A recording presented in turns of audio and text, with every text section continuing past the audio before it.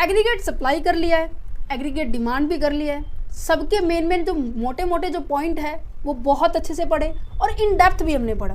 मोटे मोटे कहने का मतलब जो हमें याद रखने हैं, जैसे कि ये वाला पॉइंट हमें याद रखना था, ये वाला पॉइंट हमने ब्रेक इवन कब होता है, और फर्स्ट पॉइंट को हमें क्या कहते हैं, जो जब हमारी जीरो लेवल पे भी हम कंजप्शन करते हैं, जब हमारे दोनों पॉइंट इक्वल होते हैं, इनकम एंड कंजप्शन, उसे क्या कहते हैं, हर चीज़ को हमने इन डेप्थ में पढ़ा था और इनके हमने नोट्स भी तैयार किए थे। आई होप सबको याद है। हमने ऑटोनोमस कंजप्शन, ये जो एग्रीगेट डिमांड का पॉइंट भी क्या था, कहने का मतलब हमने एग्रीगेट डिमांड कंप्लीट कर लिया है, एग्रीगेट सप्लाई कर लिया है। अब हम बढ़ते हैं हमारे कंजप्शन फंक्शन की ओर, जो कि हमारा सी पार्ट है। ठीक है, लेक्चर का सी पार्ट है, थर्ड पार्ट है वीडियो का भी। इस लेसन के अंदर हम 1 बाय 1 सब चीज़ों को डिस्कस करेंगे। चलो अब बात कर रहे हैं सी पार्ट के अंदर, जिसके अंदर हम बात करेंगे कंजप्शन फंक्शन। देखो कंजप्शन फंक्शन क्या होता है, इनका एक एक वर्ड का मतलब समझते हैं। देखो कंजप्शन किससे डिनोट करते हैं, सी से डिनोट करते हैं। और क्या होता है, कहने का मतलब कि हम कितना कंज्यूम कर रहे हैं, कितने गुड्स को कंज्यूम कर रहे हैं। और जब गुड्स को कंज्यूम करते हैं, नॉर्मल सी बात है, उसके ऊपर हमारा खर्चा भी होता है ना। तो कंजप्शन का मतलब होता है जब कोई चीज़ हम यूज़ में लेके आते हैं और उस यूज़ में लाने के लिए हम उसे पहले खरीदना पड़ेगा, खरीदेंगे तो नॉर्मल सी बात है खर्चा भी होगा। चलो जी, फंक्शन की बात की जाए, इसको हम एफ से डिनोट करते हैं। फंक्शन का मतलब होता है कि किसी का किसी के साथ रिलेशन बताना। ठीक है, फंक्शन का मतलब क्या है कि किसी का किसी के साथ रिलेशन बताना, रिलेशनशिप। ओके, रिलेशनशिप की बात की जाती है। अब ये रिलेशनशिप किसके बीच में बता रहा है बेटा, अब कंजप्शन पढ़ रहे हैं तो नॉर्मल सी बात है कंजप्शन का रिलेशन बता रहा है, बट किसके साथ, इनकम के साथ ma'am. That means consumption, income का कितना पार्ट हम कंज्यूम करते हैं वो हम इसके अंदर पढ़ेंगे। देखो इनकम ये होती है, इनकम का रिलेशन बताया किसके साथ, कंजप्शन के साथ। कंजप्शन का रिलेशन बताया इनकम के साथ। कहने का मतलब कि इनकम का कितना पोर्शन हम क्या कर रहे हैं, कंज्यूम कर रहे हैं, that is known as the consumption function. इसे हम एक और नाम से जानते हैं, प्रोपेंसिटी टू कंज्यूम, कि कितनी आपके अंदर एबिलिटी है। प्रोपेंसिटी का मतलब क्या होता है, एबिलिटी, कितनी आपके अंदर क्षमता है कि आप अपनी इनकम का हिस्सा कंज्यूम कर सकते हैं। That's known as a propensity to consume, या फिर अब ऐसे बोल सकते हैं कंजम्पशन फंक्शन। ठीक है, अब आपके सामने ये एग्जांपल चल रहा था, ये मैंने आपको बताया। देखो ये वाला example as it is low, इसलिए मैंने अभी तक मिटाया नहीं है, क्योंकि मुझे पता था कि ये यहाँ पर यूज होने वाला है ना। तो देखो मैं अलग से कंजप्शन को प्लॉट करती हूँ, सेविंग को प्लॉट करती हूँ। ठीक है, तो आपको फिर अलग से पता चलेगा कि मैं कहना क्या चाहती हूँ। ये लो, एक सेकेंड बेटे, ये थोड़ा सा यहाँ पर नहीं आएगा, इसको थोड़ा नीचे से स्टार्ट करते हैं। ठीक है, हम इसको स्टार्टिंग से ही लिख लेते हैं, क्योंकि बार बार ऊपर नीचे जाना पड़ेगा। 0, 100, 200, आपकी भी रिवीजन हो जाएगी साथ साथ में। ठीक है, साथ साथ मेरे साथ नोट्स तो बना रहे होंगे। अगर नोट्स नहीं बना रहे हैं तो WhatsApp number, email ID description में है, वहाँ पे आप टीम के साथ कांटेक्ट कीजिए, देन वो आपको जल्दी ही रिस्पॉन्स करेगी। ठीक है, नोट्स के regarding. And the consumption function क्या है, कंजप्शन फंक्शन हमने क्या लिया था, 40, 80 प्लस किया था हमने 120, 200, 280, ठीक है, 360, 440 एंड 520। ठीक है जी, सेविंग की बात की थी। सेविंग में अब देखो इनमें से क्या कर रहे थे, माइनस कर रहे थे, क्योंकि कंजप्शन फंक्शन सेविंग कैसे निकलेगी, इनकम में से जितना आपने कंज्यूम कर दिया, ठीक है, जो बाकी बच गया हमारे पास है। अब मेरी इनकम ही 0 थी, मैंने कंज्यूम फिर भी 40 रुपये का खर्चा कर दिया, तो इनकम क्या रही, माइनस के 40। ये हमने नीचे से स्टार्ट किया था, याद है आपको, 60, 80, 60, 40, 20, 0, इसको माइनस करूँ तो 20। ठीक है, ये कैसा हो गया फंक्शन, जहाँ पर हमारी डिस सेविंग हो रही है, मीन्स कि हमारे पास खर्चा ज़्यादा कर रहे हैं, कंजप्शन ज़्यादा कर रहे हैं एज कम्पेयर टू देरा, खर्चा ज़्यादा कर रहे हैं सेविंग से, कंजप्शन से, सॉरी बेटा, कंजप्शन से। ठीक है, और ये कौन सा पॉइंट है, ब्रेक इवन पॉइंट। ओके, और ये वाला पॉइंट क्या है कि जहाँ पर हमारे पास जितनी इनकम है उसमें से हमारी इनकम ज़्यादा बच रही है as compare to the consumption, that's known as a saving point. क्या हमने यही पढ़ा था अभी तक? Yes of course. चलो अब एक ग्राफ प्लॉट करें इसका, जो अभी मैंने आपको समझाया। चलो जी, स्केल के साथ बिल्कुल डायरेक्ट करेंगे ना तो आपका बिल्कुल सीधा सीधा पॉइंट पे आएंगी। ठीक है, यहाँ पे क्या थी हमारे पास? इनकम थी। यहाँ पे क्या दिखाना है हमें? कंजप्शन फंक्शन दिखाना है। यहाँ पे क्या थी? 0, फिर आ जाएगा 100, फिर 200, फिर 300, 400, 500 एंड देन 600। ठीक है जी, यहाँ पे हमने लिया था 80 का डिफरेंस। 8 का टेबल काउंट कर दो बेटा जी। ठीक है, 320, 400, 480, 560। ठीक है, ये कौन सी एक्सिस थी? ये एक्स एक्सिस थी। ये कौन सी एक्सिस थी? वाई एक्सिस थी। अब मुझे यहाँ पे इनकम प्लॉट करनी है और कंजप्शन प्लॉट करना है, क्योंकि हमें कंजप्शन फंक्शन पढ़ रहे हैं नॉर्मल कि हमें कंजप्शन फंक्शन दिखाना है कि इनकम का कंजप्शन के साथ कैसा रिलेशनशिप है।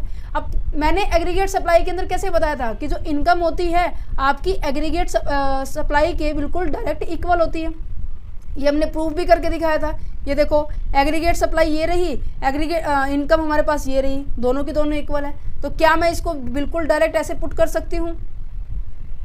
बिल्कुल ऐसे डायरेक्ट पुट कर सकती हूँ। एक सेकेंड, कलर थोड़ा चेंज करती हूँ। ओके, और कंजप्शन कैसे फंक्शन कैसे बताया था मैंने? कंजप्शन फंक्शन पे आ जाओ। कंजप्शन फंक्शन मैंने ऐसे बताया, देखो ये नज़र आ रहा है कंजप्शन फंक्शन कैसे प्लॉट हो रहा है। ये ऐसे एक पॉइंट है और हमेशा इनकम 0 लेवल पे भी ये ऐसे प्लॉट होती है ना। चलो कंजप्शन फंक्शन को भी प्लॉट करते हैं और इनकम को भी प्लॉट करते हैं। सबसे पहले कंजप्शन को करेंगे। अब देखो, कंजप्शन इनकम 0 है, कंजप्शन फिर भी 40 हो रही है, तो इसे हम क्या कहते हैं? बताया था, ऑटोनॉमस कंजम्पशन कहते हैं। क्या कहते हैं? ऑटोनॉमस कंजम्पशन कहते हैं। इसको किससे डिनोट करते हैं? सी बार से।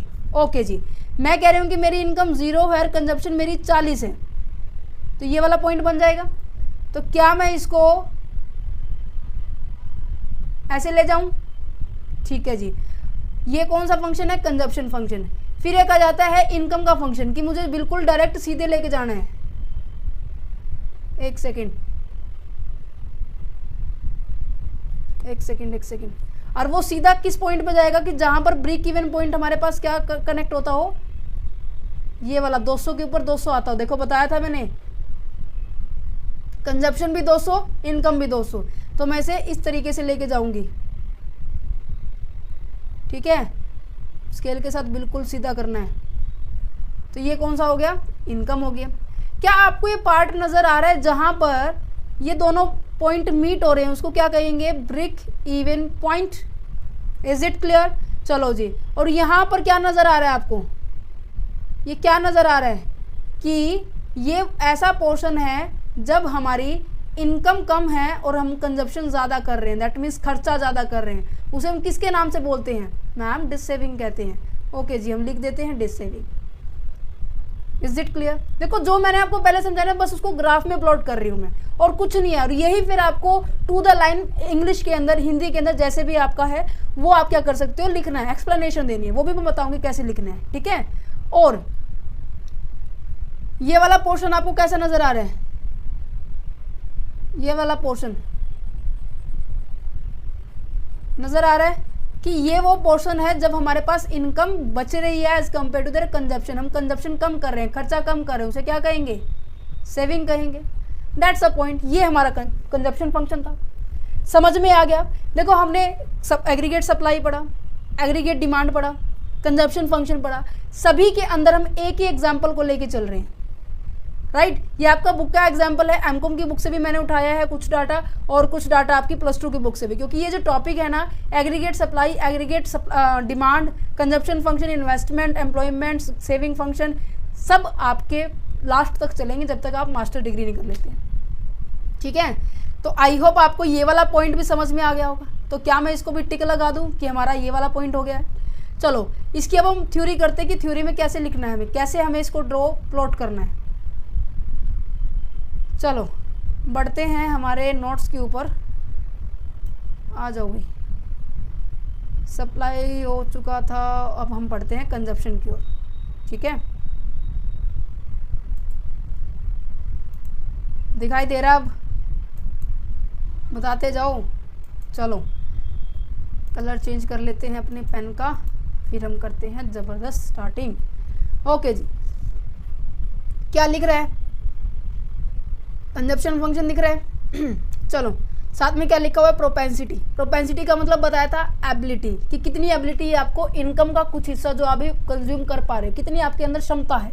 ठीक है, फंक्शन का मतलब क्या होता है कि आप क्या दिखा रहे हो? रिलेशनशिप दिखा रहे हो। अब कंजप्शन की बात की जा रही है तो कंजप्शन का सीधा रिलेशन किससे होगा? इनकम से होगा। दैट्स अ रीजन कि इसको कैसे लिखते हैं? C is equal to function of Y। Okay, मैंने हिंदी मीडियम वाले बच्चों के लिए भी स्पेशल हिंदी में लाइन लिखी होगी, किसी भी बच्चे को किसी भी तरह की प्रॉब्लम ना हो। ठीक है, तो क्या लिखा हुआ है? क्योंकि इनकम का पार्ट ही तो कंजप्शन पर लगाते हैं, तो बिना इनकम के तो हम कंजप्शन भी नहीं कर सकते हैं, है ना। तो सीधा relationship between the consumption and the income, तो कैसे लिखेंगे? ऐसे लिखेंगे।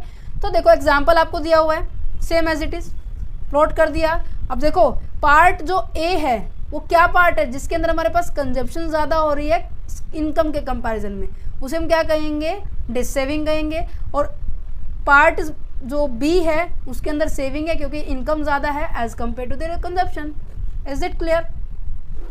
नेक्स्ट पॉइंट क्या है आपका कि जो सी पार्ट है जिसको हम ई से डिनोट करते हैं हमेशा, कि जो ये कौन सा पार्ट है? ब्रेक इवन पॉइंट, कि ऐसा पॉइंट जहाँ पर हमारी income is equal to consumption. तो दैट मीन्स हम क्या कह सकते हैं? सेविंग, जो सेविंग है बिल्कुल हमारे पास ज़ीरो है। चलो जी, हो गया, ये भी हो गया। एक्सप्लेनेशन कैसे देंगे हम? एक्सप्लेनेशन मैम कैसे देंगे? सबसे पहले हमने क्या किया था? एक ग्राफ प्लॉट किया था। वाई एक्सिस पे हमारा कंजप्शन फंक्शन था और एक्स एक्सिस पे हमारा क्या था? इनकम था, नेशनल इनकम थी। तो यही लिख रखी है, दैट्स इट। फिर हमने क्या था? जो कंजप्शन फंक्शन है वो उसको स्टार्ट किया था वाई एक्सिस के, इवन वो जीरो लेवल पर हम कंज्यूम कर रहे हैं तो उसे हम क्या कहेंगे? ऑटोनोमस कंजप्शन कहेंगे। तो starting point of the consumption from the Y axis, देखो ये लिखा हुआ है, ये वाला पॉइंट, ये आपका कंजप्शन फंक्शन है। और ये क्या है? इन्वेस्टमेंट का पॉइंट था जो हमने एग्रीगेट डिमांड में पढ़ा था। चलो, इवन अपनी जो इनकम है वो ज़ीरो है, बट कंजप्शन तो हम करेंगे ही करेंगे, क्योंकि कंजप्शन का और इनकम का मैंने आपको दिखाया था कि इनके बीच में कैसा रिलेशनशिप है? पॉजिटिव रिलेशनशिप है। तो दैट्स अ रीज़न कि जब हम जीरो लेवल ऑफ इनकम पे भी हम जब कंज्यूम कर रहे हैं तो हम क्या कहेंगे? ऑटोनॉमस कंजप्शन कहेंगे। चलो जी, when the income is less than the consumption, अभी मैंने बताया जब इनकम कम है कंजप्शन से तो वो क्या हो रही है? जिसकी खर्चा ज़्यादा कर रहे हैं, तो खर्चा ज़्यादा कर रहे हैं तो वो क्या है? डिस सेविंग है। When the income is a greater from there is a consumption, तो उसे हम क्या कहेंगे? मैम सेविंग कहेंगे, दैट्स इट। और जब दोनों इक्वल हो तो हम उसे ब्रेक इवन कहते हैं। ओके जी, समझ में आ गया। अब आ जाते हैं very very important concept, that's a aggregate propensity to consume, average propensity to consume and there is a marginal propensity to consume. इसको समझते हैं एक एग्जाम्पल की हेल्प से। कहाँ गया भैया शीट हमारी?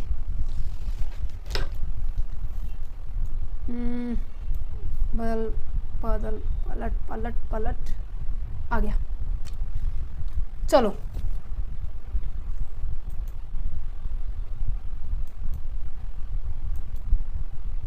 एक सेकंड, स्लाइड अब दिख रही है सही?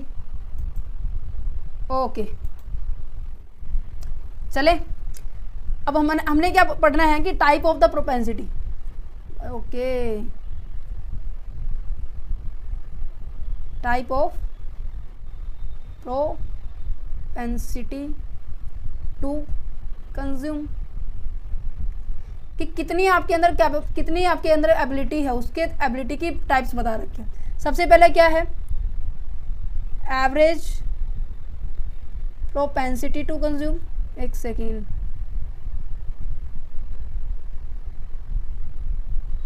और क्या है? एक marginal propensity to consume. Is it clear? Average propensity to consume का मतलब क्या है? जिसको हम APC कहेंगे, इसे हम क्या कहेंगे? MPC कहेंगे। ठीक है, अब मैंने आपको बताया कि कंज्यूम कर रहे हैं, दैट मीन्स इसका रिलेशन किसके साथ बता रहे हैं? वाई के साथ बता रहे हैं। अब मैं कह रहा हूँ कि मेरी जो इनकम है वो इनकम है मेरे पास 100 रुपये। देखो 100 रुपये का ना कैलकुलेशन करने में थोड़ा सा इजी रहता है, दैट्स द रीज़न कि हम इसको छोटा छोटा अमाउंट लेके चले। लेने को तो हम करोड़ों में ले सकते हैं, क्योंकि इकोनॉमिक्स में जितने भी एग्जाम्पल है वो करोड़ों के, लाखों के, हम छोटे एग्जाम्पल से समझेंगे, ठीक है। देखो इनकम हमारे पास 100 रुपये है। देखो कंज्यूम के 2 केस ले रही हूँ। एक तो मैं कह रही हूँ कि मैंने 70 रुपये खर्च कर दिए, एक मैं कह रही हूँ कि मैंने 30 रुपये खर्च कर दिए, ठीक है। तो इस केस में सेविंग कितनी होगी? इट्स नॉर्मल कि इस केस में मैम सेविंग हमारी 30% हुई और ये हमारे पास 70 हुए। तो मैंने सीधा डायरेक्ट निकाल दिया कि मैडम ये मेरी 30% हुई है। तो कैसे निकाला मैंने? जैसे हम अपने एग्जाम के अंदर नंबर आते थे, हम कैसे निकालते थे?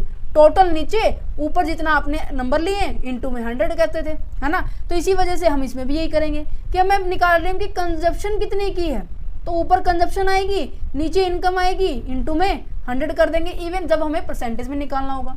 तो देखो क्या करेंगे, सबसे पहले फर्स्ट केस की बात करें, 70 डिवाइड में 100 गुना में 100, तो कितना आ जाएगा? 70% हमने क्या किया, अपनी इनकम का कंज्यूम किया। तो मैं ये कह सकती हूँ कि 100 को मैंने 70 कंज्यूम किया है और 30 मैंने क्या किया है, सेव किया है, राइट, बोल सकती हूँ। चलो अगर मुझे सेविंग निकालना है तो मैं कैसे निकालती? सेविंग निकालना तो मैम आप कैसे निकालते? 30 अपॉन में 100 इंटू में 100, दैट्स अ पॉइंट कि वो 30% आ जाता। समझ में आ रहे हो? ये जब हम सेविंग फंक्शन पढ़ेंगे ना, ये तब भी आएगा, मैं अभी भी आपको बता रही हूँ, क्योंकि थोड़ा सा बेस जब तक क्लियर नहीं होगा तब तक वो वीडियो देखेंगे ना, तब आप बिल्कुल परफेक्ट हो जाएंगे इसको निकालने में।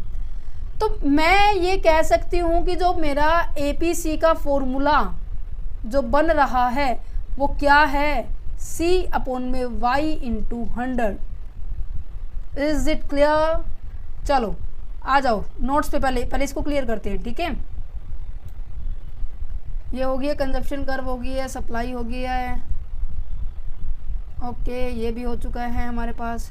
प्रोपेंसिटी टू कंज्यूम, देखो यही लिखा हुआ है कि means how many part of the income use in consumption. Okay जी, जो बोला है बस वही करते जाओ। देखो मैंने वही एग्जाम्पल लिया हुआ है, ठीक है, सब आ गया। चलो अब अपने पेन को करते हैं वापस चेंज, चलो और वापस चलते हैं हमारी स्लाइड के ऊपर जहाँ पे हम चले हुए थे एग्जाम्पल के अंदर, ठीक है। अब देखो यहाँ पर केस काफ़ी सारे हो सकते हैं, case number 1, case number 2 and case number 3। तीनों को 1 बाय 1 डिस्कस करेंगे, ठीक है। कि इनकम मेरे पास 100 ही है सबके अंदर, बट मेरी कंजप्शन में हर जगह चेंज कर रही हूँ।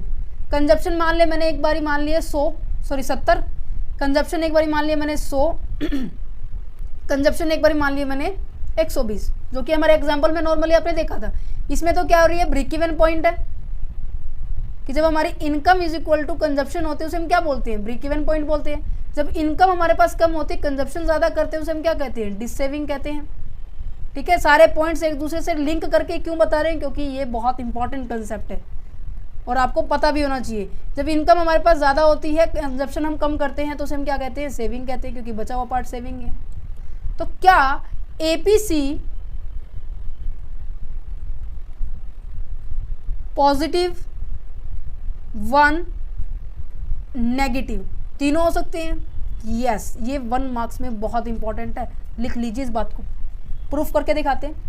अब मैंने क्या बताया कि C अपॉन में Y मेरा फॉर्मूला बनेगा, क्यों? क्योंकि परसेंटेज इसी तरह से निकालते हैं, क्योंकि टोटल में से इनकम में से कितना पार्ट मैं कंज्यूम कर रही हूँ वो हमें निकालना है, राइट।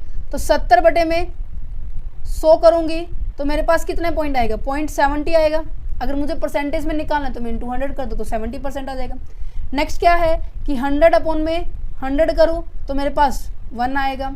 नेक्स्ट की अगर बात करूँ तो 120 अपॉन में 100 करूँ तो मेरे पास कितना आएगा, 1.2 आएगा, है ना। तो मीन्स कि ये 1 से छोटा है, ये 1 है, ये 1.2 है, मीन्स कि ये माइनस का है, ये प्लस का है, ये आपका 1 पॉइंट पे है। तो दैट्स आर रीज़न कि APC हमारा क्या हो सकता है, पॉजिटिव भी हो सकता है, 1 भी हो सकता है, नेगेटिव भी हो सकता है, ये इसकी प्रॉपर्टी है, ठीक है।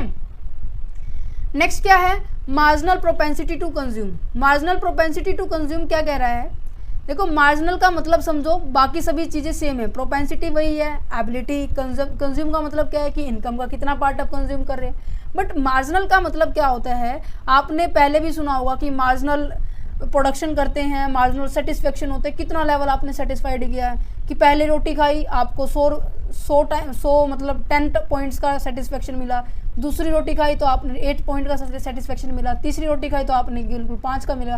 तो इनके बीच में जो चेंज आता है उसको बोलते हैं ना मार्जिनल, उसको बोलते हैं, है ना। तो वही बात है कि मार्जिनल दैट मीन्स कितना एडिशन आप कुछ चीज़ कर रहे हो, कितना चेंज उसके अंदर आ रहा है, तो हम इसको बोल सकते हैं चेंज। बाकी फॉर्मूला हमारा सेम है, change in a consumption and change in a income.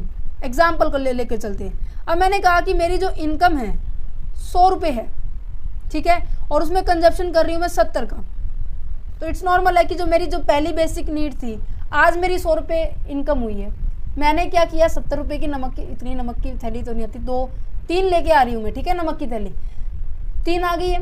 तो जब मेरी नेक्स्ट इनकम जनरेट होगी 100 रुपये, तो क्या मैं नेक्स्ट डे की, क्या मैं दोबारा से ये 70 रुपये का खर्चा करूँगी?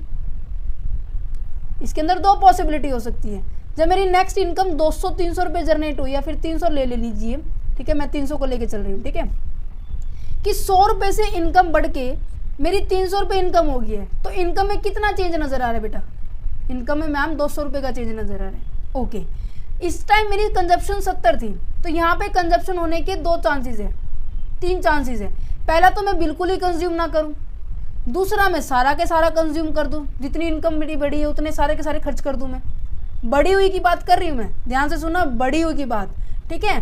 तो मेरे इनकम 200 है, 200 बढ़ी हुई है, या तो मैं 200 को बचा लूँ कि मैं इसकी कुछ भी खर्चा ना करूँ, या फिर मैं ऐसे कर सकती हूँ कि जितनी इनकम हुई है ना मेरी एक्स्ट्रा की एडिशन, उतने को सारे को मैं खर्च कर दूँ। बीच में तो देखो पॉसिबिलिटी कुछ भी हो सकती है, 60 भी खर्च कर सकता है, 70 भी खर्च कर सकता है, कुछ भी हो सकता है।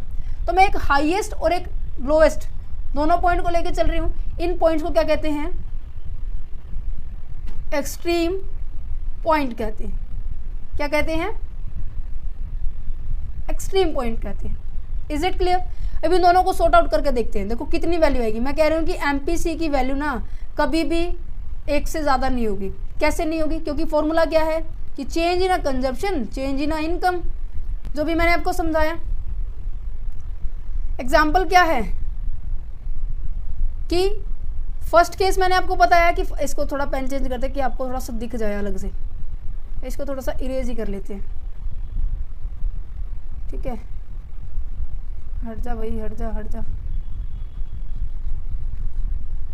थोड़ा सा क्लीन कर लेते, कुछ ज़्यादा ही हमने खिचड़ी बना दी इसकी। मैंने कहा कि इनकम को यूज़ करने के 2 पॉइंट हो सकते हैं, या तो हम बिल्कुल भी खर्च ना करें, जो एडिशनल इनकम हुई है 200 रुपये जो बढ़े इसको बिल्कुल ही यूज़ ना करें, या फिर मैं कहूँगी मैंने 200 के 200 यूज़ कर रही है। तो ये कौन से पॉइंट हो गया? एक्सट्रीम पॉइंट हो गया। तो इनको सॉर्ट आउट करते हैं। मैं कह रही हूँ कि एमपीसी की वैल्यू कभी भी 1 से कभी ज़्यादा नहीं होगी, 1 और 0 के बीच में लाई करेगी। कैसे?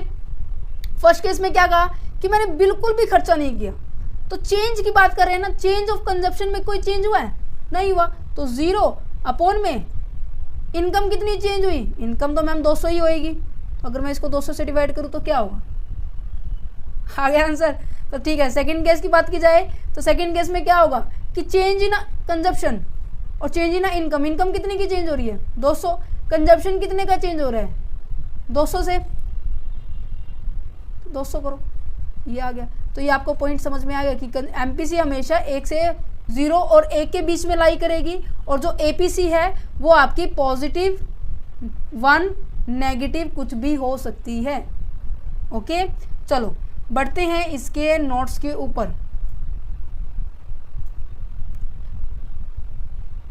कि ये जो पॉइंट है ना बच्चे बहुत ज़्यादा इम्पोर्टेंट है।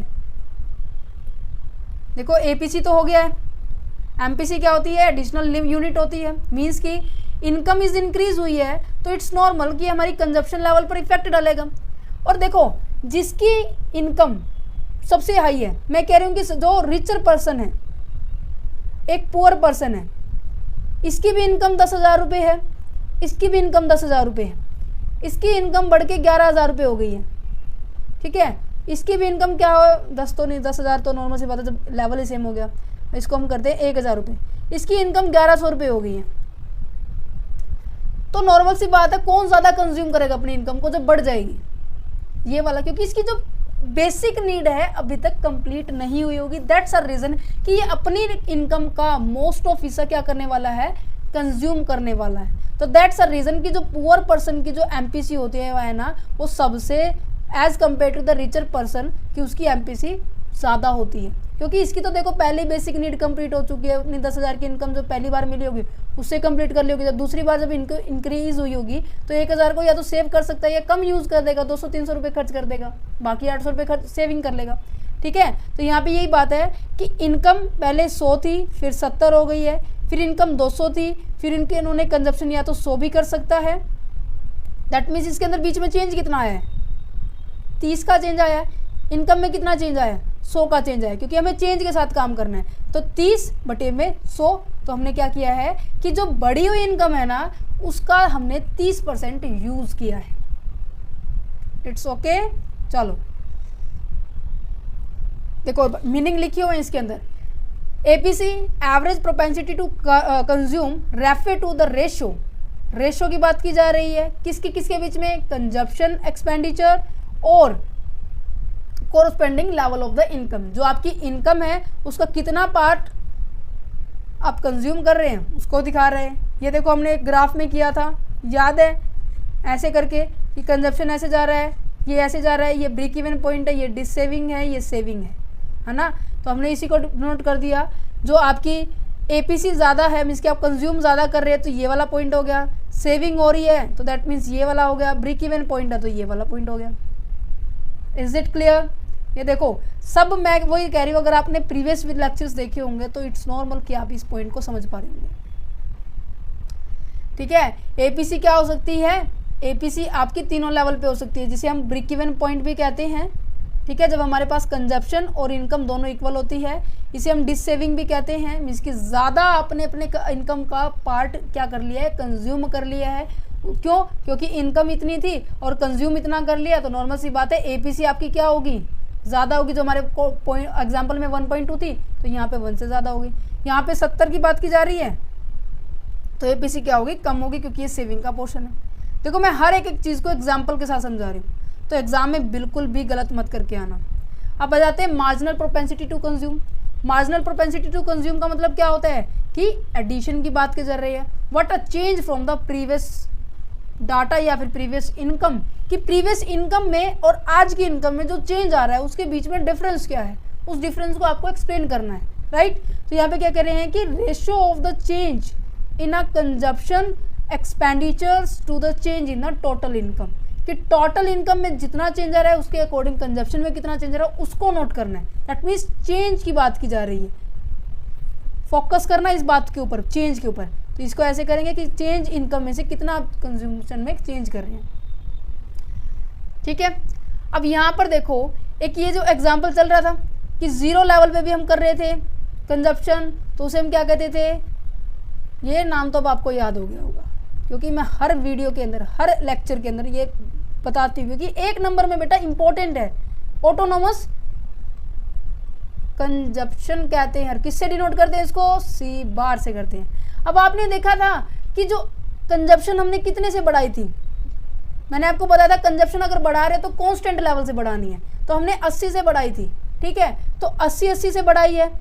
ठीक है, इनकम भी हमारे पास क्या हो रही है, 100 से बढ़ रही है, तो इट्स नॉर्मल कि एमपीसी जो होगी वो भी कांस्टेंट ही बढ़ेगी, क्योंकि हमें चेंज लेना होता है। चेंज हमारा कांस्टेंटली चेंज हो रहा है, मतलब कि चेंज जो कर रहे हैं हम वो हमारे पास कैसा हो रहा है, सेम हो रहा है, तो इट्स नॉर्मल कि हमारे पास एमपीसी भी नॉर्मल होगी, राइट। तो इम्पोर्टेंट पॉइंट क्या है इसके अंदर, ये देखो मैंने सब बता दिया, बस आपको ये देखना है कि लिखना कैसे है। देखो एक्सट्रीम पॉइंट एक तो ये है, या तो हम कुछ भी चेंज, इनकम कितनी चेंज हुई है बेटा, 100 रुपये इनकम चेंज हुई है, या तो 100 में से मैं कुछ भी खर्च ना करूं, या मैं सारे के सारे 100 खर्च कर दूं, तो इन दोनों के पॉइंट को हम क्या कहते हैं, एक्सट्रीम पॉइंट कहते हैं। क्या कहते हैं, एक्सट्रीम पॉइंट कहते हैं, ये दोनों एक है। ठीक है, एक एक्सट्रीम पॉइंट क्या है, जब मैं सारी की सारी इनकम को क्या कर रही हूँ, कंज्यूम कर रही हूँ, तो मेरा पॉइंट क्या आएगा, 1 आएगा। जब मैं सारी की सारी इनकम को कंज्यूम ही नहीं कर रही तो क्या है, 0 आएगा।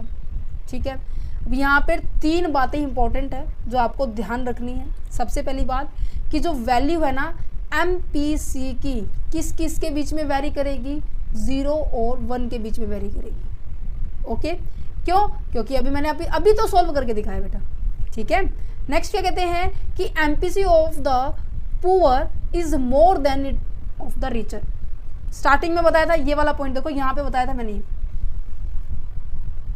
ये पॉइंट मैंने यहाँ बताया था कि रिच पुअर का जो MPC जो होता है वो ज़्यादा हाई होता है as compare to there is a richer person, क्योंकि उसको बेसिक नीड अभी तक कंप्लीट नहीं हुई, तभी तो वो अभी तक पुअर रहा है ना। पुअर से रिचर बन जाएगा उस टाइम उसकी भी हो जाएगी। तो देखो क्या लिखा हुआ है, almost need wants is completed so that the consumption decrease हो जाता है। कि जब ये कहते हैं कि जब ऑलमोस्ट, जैसे कपड़ों की नीड हो गई है, ठीक है, और जो इच्छाएं होती है, जैसे कई बार ऐसा होता है कि हम ब्रांडेड कपड़े पहने, ब्रांडेड वॉच डाले, ब्रांडेड शूज़ डाले, वो सभी हमारे पास आ चुकी हैं। क्या फिर आप उनके ऊपर एक्स्ट्रा और पैसे खर्च करोगे?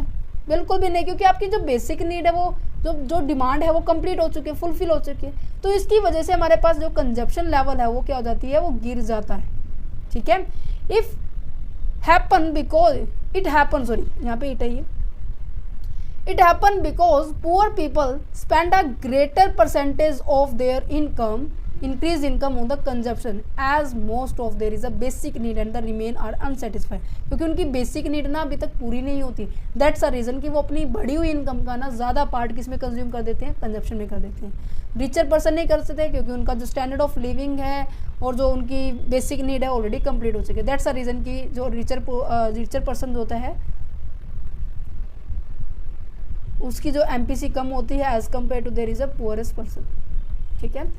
MPC गिरती है with a successive increase of income. क्यों? देखो MPC का क्या फॉर्मूला था, change in income change in Y.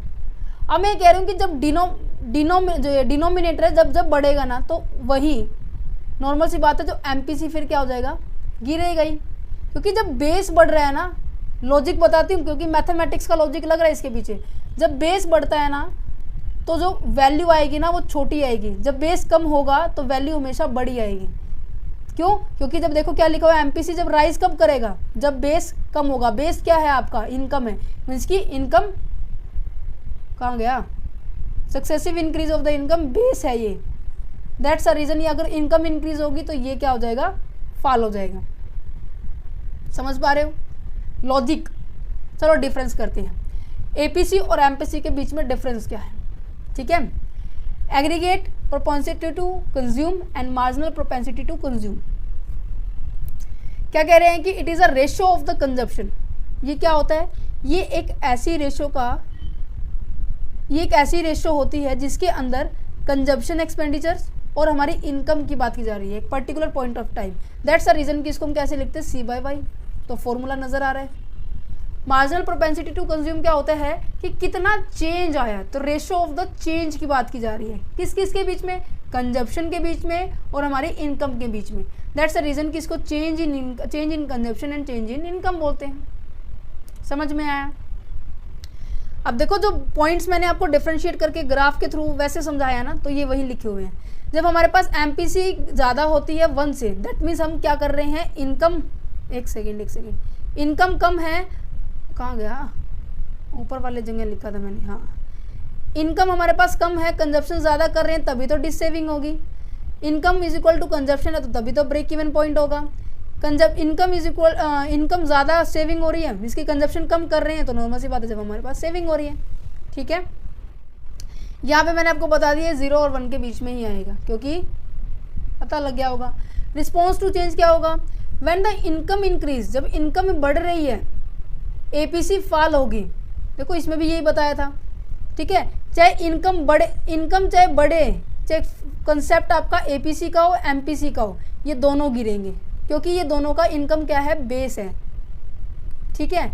But दोनों में सेम लाइन लिखी हो, इनकम अगर इंक्रीज हो रही है तो MPC भी फॉल होगा और APC भी फॉल होगा, but rate less than there is a MPC कम गिरेगा comparison to there is a APC कम गिरेगा MPC के कंपेयर। अगर APC 0.75 गिर रहा है तो ये 0.80 गिरेगा, मीन्स कि MPC ज़्यादा गिरेगा, ठीक है।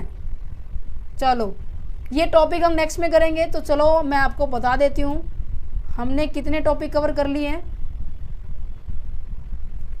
हमारा, वाओ कितना जल्दी जल्दी हमने कर लिया है। इवन छोटी छोटी वीडियो बना के हमने सारा टॉपिक क्लियर किए हैं 1 बाय 1।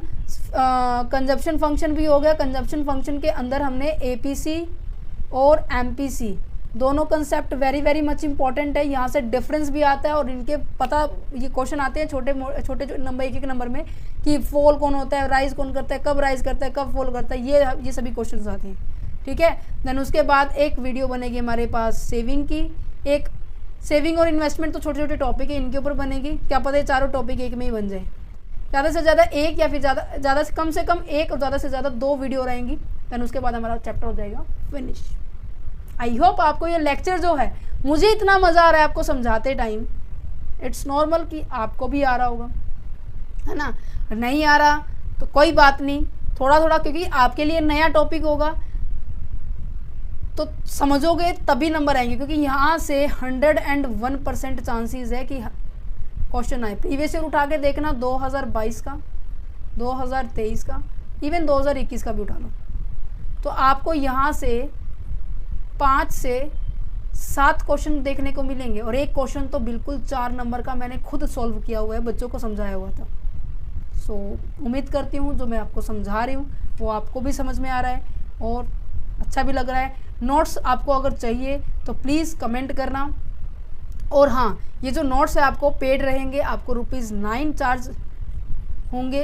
हर एक PDF के जो रेट है 9 रुपये है। और आप इनको व्हाट्सएप नंबर के थ्रू आप कांटेक्ट कर सकते हैं, टीम आपको जल्दी ही रिस्पॉन्स करेगी। ठीक है, और बट रिस्पॉन्स करने का तरीका होना चाहिए बेटा, क्योंकि कॉमर्स स्ट्रीम के कमेंट्स मैसेज जो है मेरे पास आएंगे व्हाट्सएप के, एंड देन साइकोलॉजी के सर के पास जाएंगे, एंड साइंस वाली मैम के पास जाएंगे। तो दैट्स अ रीज़न कि आप एक पर्टिकुलर फॉर्मेट में, कि आपका नाम, आपकी क्लास और किस टॉपिक के रिगार्डिंग आपको डाउट है तो डाउट लिख सकते हैं, नोट्स चाहिए तो नोट्स लिख सकते हैं। Okay, thank you for watching this video, have a nice day.